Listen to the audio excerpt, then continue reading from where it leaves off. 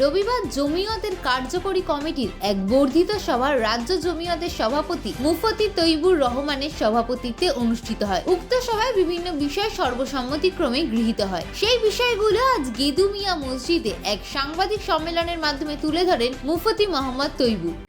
দেখেন, অন্যরা দখল করে আসছিল, ওই দখল থেকে মসজিদে কোন সরকারের সময় ওয়াকফের পরিপূর্ণ উদ্ধার হয় নাই, যে আমরা বলবো দূর সরকার হোক, সিপিএম হোক, বিজেপি হোক, না, তারা কাছে কিছু উদ্ধার করে আংশিক কিছু হয়েছে, আংশিক হয়েছে, পরিপূর্ণ।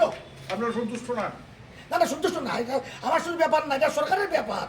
দেশের শান্তি, রাজ্যের শান্তি, সামাজিক সম্প্রীতির জন্য ওয়াকফ সম্পত্তির সুরক্ষা রাখা, বহাল রাখা জরুরি।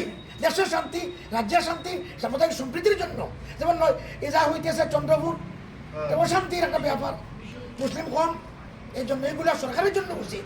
দেখেন, এক জাত নিয়ে, এক ধর্ম নিয়ে দেশ চলে না। এই ভারতবর্ষ বিভিন্ন ধর্ম, বিভিন্ন বর্ণের মানুষের বসবাস।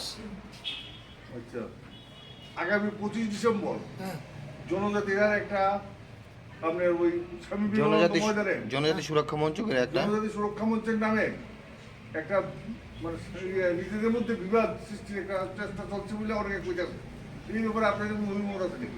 না, আমাদের শোনেন, আমি বললাম তো জাতীয় মাসলা হিসাবে কেন্দ্রীয় জমিয়তের অধিকার, এটা ব্যাপারে আমাদের শোনেন, আমরা সম্পূর্ণ আমরা আমার লাইনে চলি। আমরা কোনো কার সাথে আমরা কোনো মিলিত কোনো কাজ হয় না, এটা আমরা জানি না। আমি এবার কোনো আমি জানি না কোনো কিছু, কোনো কিছু জানি না আমরা।